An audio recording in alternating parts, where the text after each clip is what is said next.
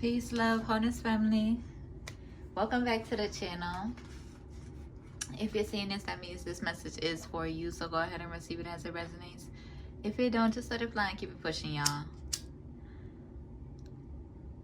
Welcome to all my new subscribers and my Soul Tribe family. Gratitude for joining our soul family. All is welcome.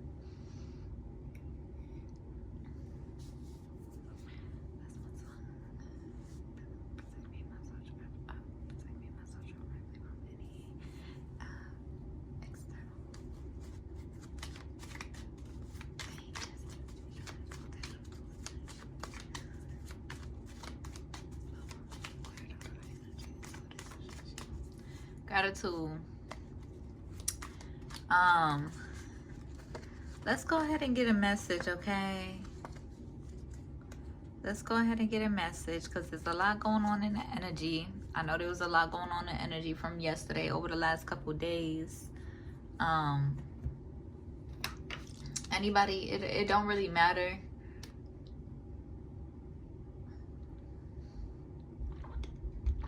what any hating ass energies is on, okay? I feel like they need to, yeah, they could be grieving about these changes, okay?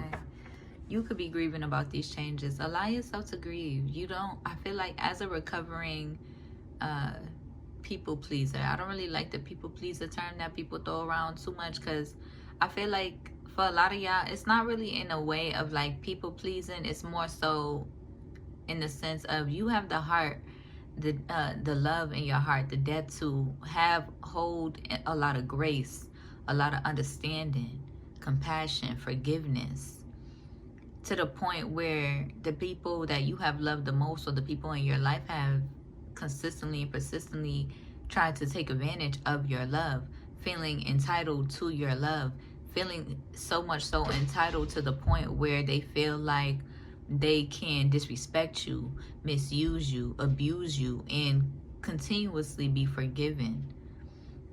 And although you do have the heart and the capacity and the love within you to understand and to forgive, right now is not the time to think about allowing these people full access to you the ways in which that they have had before. It's important that you set these boundaries and stand on these boundaries so that they can learn their karmic lessons and find their own path, like, and walk in their own path and on their own righteous journey. Make those decisions for themselves to change. You cannot change people. You cannot force people into being the righteous person that you see them to be, or that you or you cannot force people to live up to the in the upright that you see them to be or yearn for them to be. Okay, so I wanted to clarify that for y'all. That's something that's been illuminated to me this rising. We got honesty. Should I turn on this light? Hold on, y'all.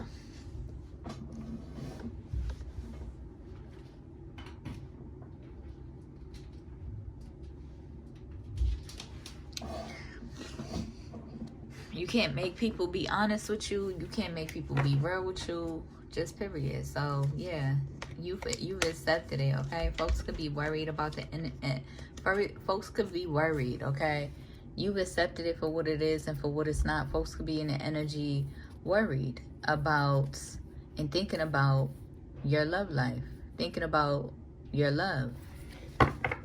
Right? That's their whole intentions. Right? Don't backtrack trying to save these people or trying to, no, they need to feel the depth of their karma. They need to feel exactly how they have been trying to make you feel. They need to feel exactly the karma of what they've been trying to project onto you, the karma of yeah, they need to feel exactly that. So they will be all right. Okay, to those who have just been in like bullying type energy, they're gonna need to feel that karma, just period. And you cannot feel it for them. You shouldn't have to take it on for them or anything. They could be yearning for you. They could be yearning for your empathy and understanding, but you've overextended your empathy. Okay, you've understood a lot. Okay, divine family, you've overextended to the point where they don't even recognize it. They don't even appreciate it. They don't even appreciate your grace. They don't even appreciate your understanding or your kindness or compassion, to the point where it's hard for you to even hold that grace for yourself. It's hard for you to even be compassionate and kind towards yourself. Okay, so that's the type of time that y'all is on, and that the divine is calling you towards. Okay, divine family, is really loving up yourself. Yep. And coming into your abundance by doing so, standing in your truth, standing in your authenticity, in your authentic expression. Oh well. Okay, oh well, if they feel some type of way. Okay, because you do have understanding, and you see clearly. You see right through. You see all sides, divine family. You see right through all the bullshit. You see right through all the lies. You see right through all of the projections, and you're not fucking with it. Your soul, your spirit is not fucking with it. You see so clearly. You have so much understanding that they cannot play in your face. They cannot play with you, and it is what it is. And you know, you can't force anybody to do the right thing. They have to come to that understanding within themselves and go through those transformations, so that they're not just pretending like, oh, they've changed and they've been saved and they've changed so much, to the point where they have to face their karma, to the point where they are embodying that change, where they are living, breathing, and embodying that change for themselves, within themselves.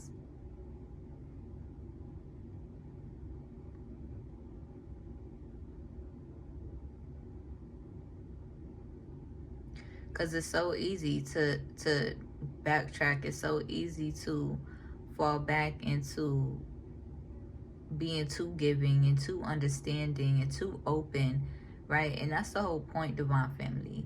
They want to put you in a position where they get you vulnerable, and vulnerable to the point where they can siphon your energy, come up off of your abundance, and get you so vulnerable to the point where they can go behind the scenes and hex, jinx, and curse you while you're in this vulnerable state, instead of in your guarded, protective state. If you're by yourself, or if you're taking care of yourself and prioritizing yourself, you are in a protective, guarded state. So they cannot get you in your feelings. They cannot manipulate your feelings behind the scenes through divination or through hex and jinxing and curse work. Okay, some of y'all could have experienced that recently, before you have called out what was going on and set your boundaries, where, you know, they try to play up in your face, and just so they could siphon your energy. But spirit is proud of you. The divine most high is proud of you. If you need confirmation, go explore, go outdoors. If you need confirmation,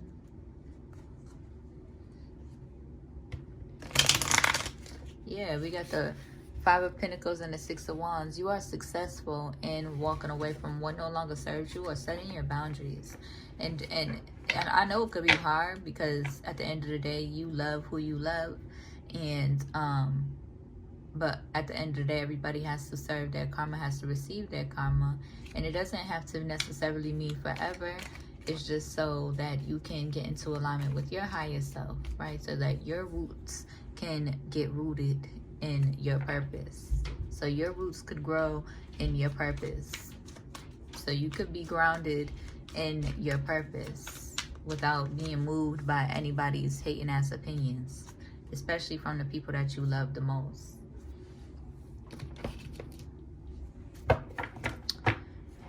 Okay. Let's see. Let's get a few. Honesty.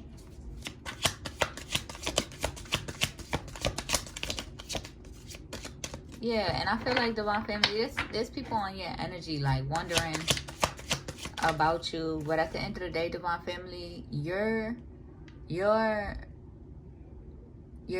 craving, your soul is craving love and not lust. Your soul is craving genuine love. At the end of the day, you may align with soulmates who are divine friendships as well. You may align with um soulmates who are divine soulmate friendships as well. So it really just depends, right? Don't let nobody project onto you because they mad or whatever the case may be, that y'all intentions isn't in alignment. Because I feel like there's a soulmate friend who is heavily in your energy as well, who is upset because you're not bending to their manipulation or their will of trying to get you to surrender to their ego. No, it's not happening. It don't work like that. And anyways, they're just more so in this lustful energy when it comes to you, and not really emotional depth of love or caring. But they could be, I don't know, they could be masking it. They could be hiding how they truly feel. So receive that as it resonates. But we got separation here. There's honesty about a separation. Somebody is sad or bitter about it. And they're projecting it onto everybody else and their grandmother. Okay, and then we got, yeah, a sudden change, a shock. They could be shocked or surprised. Oh, well, that's what happens when you're in this hating ass energy. The universe, the divine most high, is going to transform them, or try to.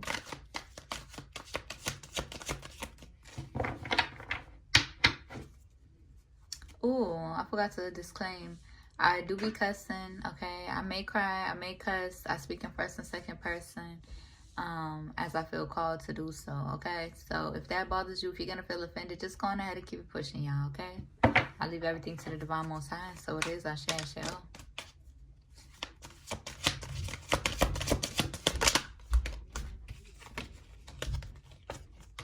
Yeah, it's like there's somebody in your energy who really went hard to try to burn your bridges, right? Burn the bridges that they've had with you. Really went hard trying to hurt you. Really went hard trying to burn bridges with you. And then all of a sudden, you know, they want to feel shocked when you're just like over it. When you're over dealing with their bullshit. When you're over dealing with their manipulation, their bullying energy, their bullying tactics.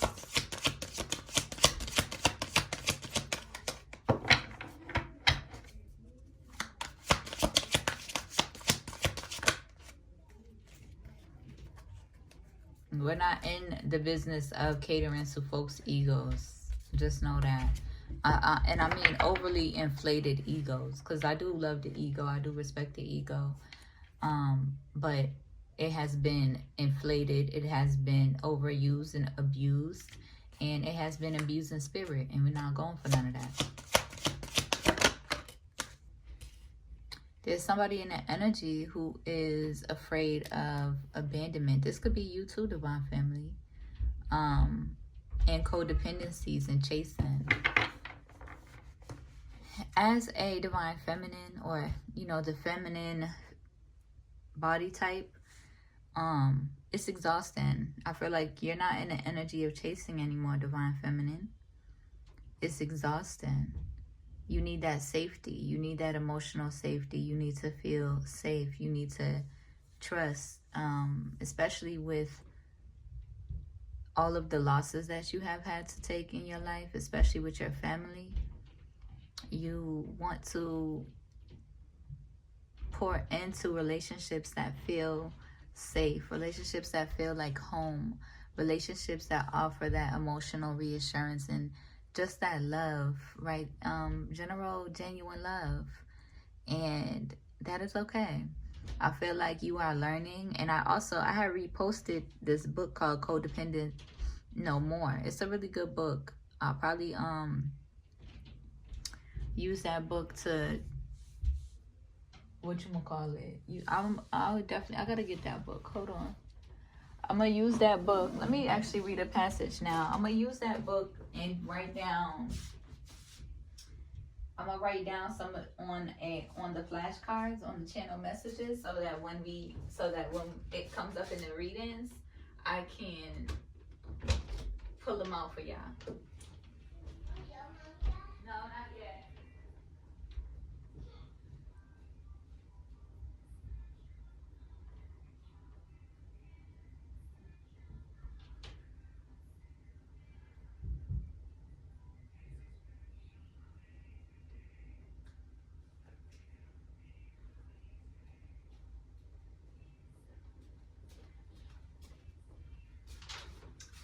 All right, we got the book right here by Melody. Her name is Melody. Let's see. Codependent no more. Let's see. What needs to be illuminated? All right. Okay.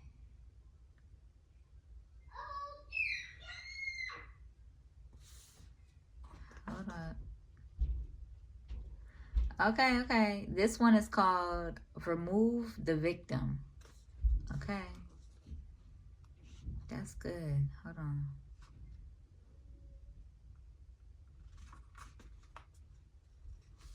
Ooh, okay. What's a rescue? And this is in alignment. We rescue people from their responsibilities. We take care of people's responsibilities for them. Later, we get mad at them for what we've done. Then we feel used and sorry for ourselves. That is the pattern, the triangle. Rescuing and caretaking are synonymous. Their definitions are closely connected to enabling. Enabling is therapeutic jargon that means a destructive form of helping. Any acts that help an alcoholic continue drinking, prevent the alcoholic from suffering consequences, or in any way make it easier for an alcoholic to continue drinking are considered enabling behaviors. We rescue anytime we take responsibility for another human being, for that person's thoughts, feelings, decisions, behaviors, growth, well-being, problems, or destiny. Okay, so that is in alignment with what I had brought up in the beginning, right? And it's like, I know you may, like this is in alignment, like for an example, like for what you're going through lately, okay? Close family members that you have felt a huge love and responsibility for, right? Especially younger than you, right? They recognize these patterns within you. They recognize the soft spot you may have for them, and they've taken advantage of that soft spot. They've taken advantage of your genuine love, of your grace, of your kindness and compassion, of your loyalty to them and being honest to them and genuine with them. The Divine Most High doesn't want you to intervene in their journey. The Divine Most High doesn't want you to continue sacrificing yourself, sacrificing your respect, sacrificing your integrity, sacrificing your core values to continue trying to rescue these people the way that they try to, because they cannot walk around treating anybody and everybody any old kind of way and feeling entitled to your safety net that you make them feel, your safety net that you provide for them, especially if they're going to treat their safety net like shit, especially if they're going to disgrace their safety net, especially if they're going to disrespect and try to tear up the foundation of their safety net. That's on them. So you gotta let them fall, and you gotta let them be on their own journey, right? And suffer and face the consequences of their actions so that they can learn. One of the main, and a lot of people may disagree because a lot of people are in this energy of feeling like they have to rescue and self-sacrifice and sacrifice their own journeys and sacrifice their own life for rescuing the people that they love the most. One of the biggest lessons that I've had to learn when it comes to loving people and loving somebody is you have to learn how to let go. You have to learn how to let the person that you love fall and fly. You have to learn how to kick them out of the nest so that they can fly. If you don't ever kick them out of the nest, they won't ever fly. They won't ever soar off to be their best, most highest self. So no matter what projections of guilt or what emotions they may be going through or what sadness they may be going through, they have to go through that. They have to feel that. They have to feel the responsibility of the consequences of their actions and disrespect towards somebody who has loved them the most. Okay? Let's see.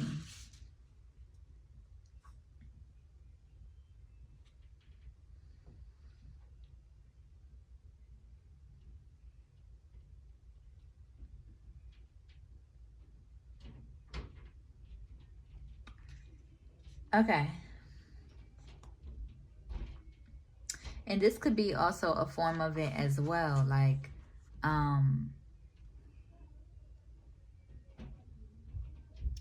as a psychic intuitive reader, I do feel responsible for my people, showing up for my people and showing up for my soul tribe, right? That I'm aligning with, my soul family, my actual family that I'm aligning with. But it's good to pace yourself. It's good to not get caught up in the propaganda of what they are pushing, right? And coming out and loving yourself and prioritizing yourself first, okay? Okay, I got you.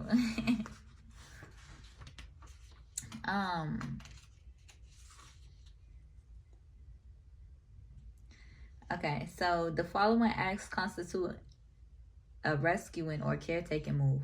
Doing something we really don't want to do. Saying yes when we mean no. Doing something for someone although that person is capable and should be doing it for himself or herself. Meeting people's needs without being asked and before we've agreed to do so. Doing more than a fair share of work after our help is requested. Constantly giving more than we receive in a particular situation. Fixing people's feelings, doing people's thinking for them, speaking for another person, suffering people's consequences for them, solving people's problems for them, putting more interest and activity into a joint effort than the other person does, not asking for what we want, need, and desire. Okay, let's see. I'm going to read my notes, just the underlying parts that I have did. We rescue whenever we take care of other people.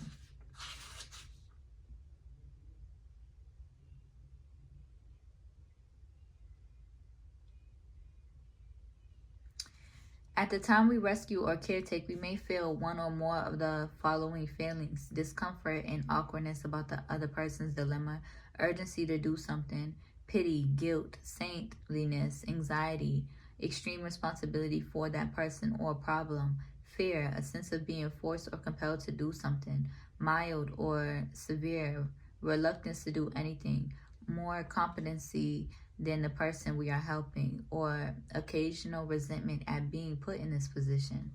We also think the person we are taking care of is helpless and unable to do what we are doing for him or her.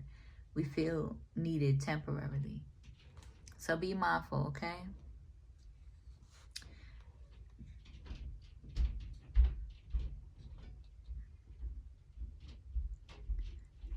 I'm not referring to acts of love, kindness, compassion, and true helping.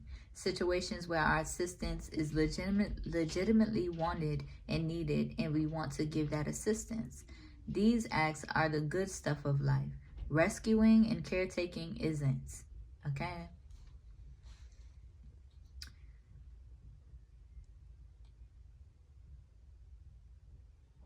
We rescue victims, people who we believe are not capable of being responsible for themselves, people who are not accountable for their actions, right? People who are entitled, right? People who feel so entitled to everybody's care to the point where they cannot function for themselves. Okay? No. No. That type of attitude will get somebody dismissed out of my energy real fast. Real fast.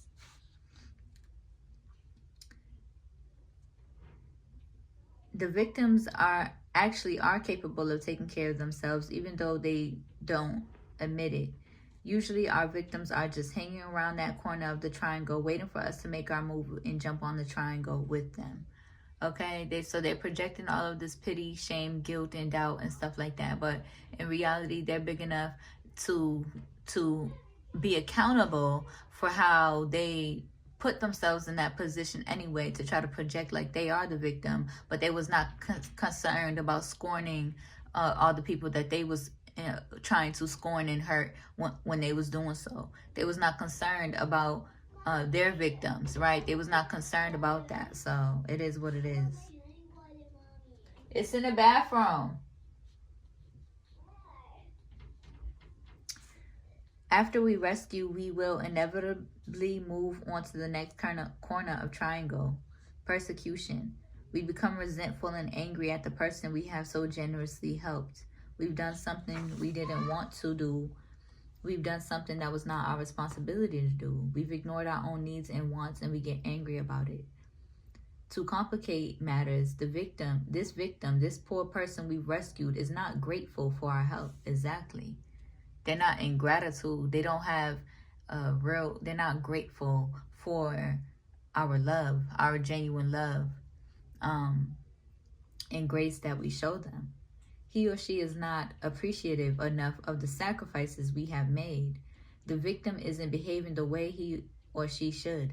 This person is not even taking our advice, which we offered so readily. This person is not letting us fix that feeling, right? They're not letting us heal that feeling. They're not letting us show up for them, right? By being responsible for their, like, being accountable for their own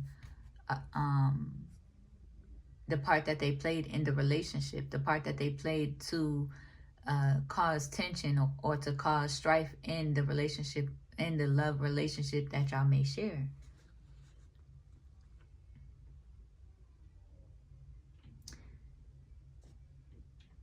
Something doesn't work right or feel right, so we rip off our halos and pull out our pitchforks.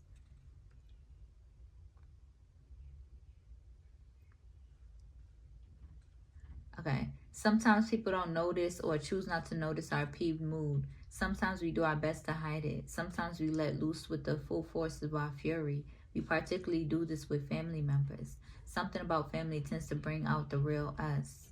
Whether we show, hide, or partially hide our agitation and resentment, we know what's going on. Okay?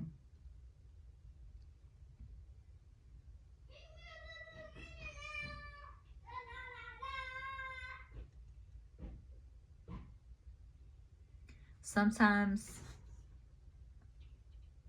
most of the time, the people we rescue immediately sense our shift in mood. They saw it coming. It's just the excuse they needed to turn on us. It's their turn in the persecution corner. This may happen at the same time as or follow our feelings of anger. Sometimes the victims respond to our anger. Usually it is a response to our taking responsibility for that person, which directly or indirectly tells him or her how incapable we believe he or she is. People resent being told or shown they are incompetent, no matter how loudly they plead incompetency. And they resent us for adding insult to injury by becoming angry with them after we point out their incompetency. Then it's time for our final move. We head right for our favorite spot, the victim corner on the bottom. This is the predictable and unavoidable result of a rescue. Feelings of helplessness, hurt, sorrow, shame, and self-pity abound. We have been used again. We have gone unappreciated again. We try so hard to help people, to be good to them. We moan, why? Why does this always happen to me? Another person has trampled on us, sucked it to us. We wonder, shall we forever be victims? Probably, if we don't stop rescuing and caretaking. Many codependents at some time in their lives were true victims of someone's abuse, neglect, abandonment, alcoholism, or any number of situations that can victimize people. We were, at some time, truly helpless to protect ourselves or solve our problems. Something came our way, something we didn't ask for, and it hurt us terribly. That is sad, truly sad. But an even sadder fact is that many of us codependents begin to see ourselves as victims. Our painful history repeats itself. As caretakers, we allow people to victimize us, and we participate in our victimization by perpetually rescuing people. Rescuing or caretaking is not an act of love. The drama triangle is a hate triangle. It fosters and maintains self-hate, and it hinders our feelings for other people. Okay? So just keep that in mind, divine family.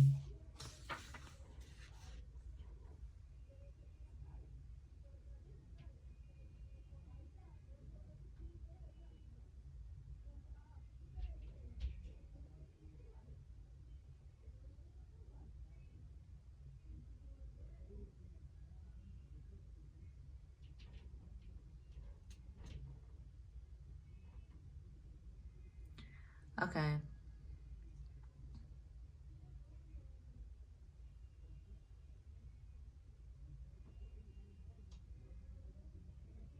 Here's another illustration of a rescue. One summer, a friend wanted me to take her to an apple farm.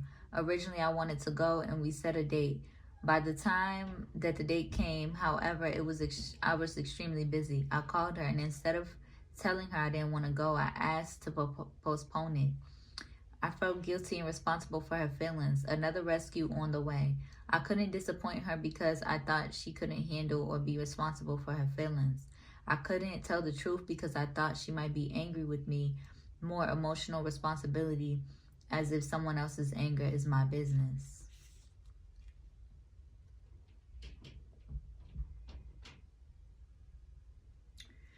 I realized, hold on.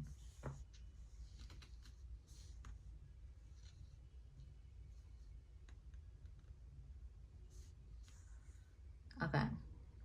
I realized that I spent most of my waking moments flipping around the jagged edges of this triangle, taking responsibility for anybody and everybody besides myself. Two codependents in a relationship can really play havoc with each other. Consider two people pleasers in a relationship with each other. Now, consider two people pleasers in a relationship with each other when they both want out of the relationship. They will do horrible things. They'll nearly destroy each other and themselves before one will stop rescuing and say, I want out. Okay? As codependents, we spend much of our time rescuing. We try to be living proof that people can outgive God. I can usually spot a codependent within the first 5 minutes of meeting and talking. Okay? The person begins the relationship by taking responsibility for me and not taking responsibility for him or herself. Some of us become so tired from the enormous burden, total responsibility for all human beings, that we may skip the feelings of pity and concern that accompany the rescue act and move ahead to anger. Caretaking doesn't help because it causes problems. When we take care of people and do things we don't want to do, we ignore personal needs, wants, and feelings. We put ourselves aside. Okay? We consistently give more than we receive, then feel abused and neglected because of it. All right? Okay, I'm gonna stop it there. But I'm gonna stop it there, and I'll probably what messages should we get? Yep. So you're coming out of, you're healing from that outdated thinking and conditioning, okay? Of replaying events, okay? Honor this divine separation with whom it is that you love, or whom it is, you know, that you may, yeah. So honor it. Honor this divine separation and allow them to fall out of the nest. Allow them to fly. Yep, because they could be in this snake ass energy and they need to sit with themselves, because you don't deserve the type of treatment that they're, the type of treatment and projections that they are sending to you, okay? Could have been a soulmate energy, but it's in reverse. They're not moving or behaving like a soulmate energy. Again, like I said, it could be soulmate friends, soulmate family, soulmate lovers, whatever the case may be. But they could be in karmic energy. So let them fly, let them fall, let them fly free. Okay? While you're supposed to be in this energy of loving on yourself, okay? Loving and living your life, loving on yourself, doing for you. All right? Do something that makes you feel good, okay? And have faith that love is coming, okay? Struck by love.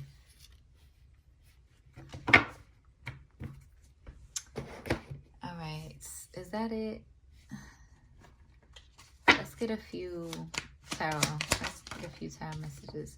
Yep, 3 of Wands. Stay focused on what's ahead of you. Stay focused on your future as you are healing, making the healthy choices for yourself. You are on the right track. You are on the right path. Okay, drawing your swords. Yeah, drawing your swords. And when you feel called to draw your swords, that is a good thing. That is a good thing. That is transforming you. That is transforming you into your highest, most righteous self, okay? And you are being guided, right, to reconciling with your love, okay? And the abundance that comes with your love, all right? So, and of course, there's somebody in the background trying to hex, jinx, and curse you, right? Tapping into magic. Somebody in the background abusing their gifts, abusing their powers, trying to bend your will, trying to manipulate you, still trying to project and be in this victim mentality, holding on to their lies, just a whole bunch of deception and confusion. Again, keep it the fuck pushing. Okay?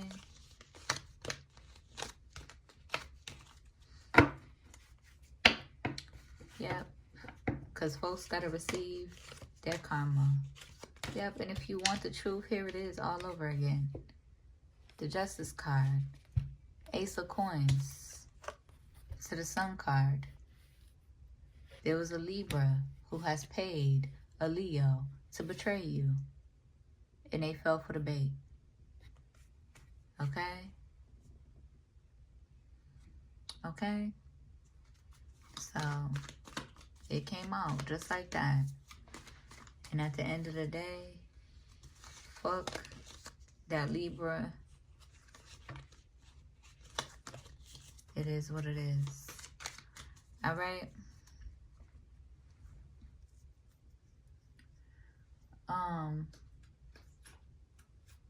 That family member who has betrayed you, who has gotten somebody else that you have loved to betray you.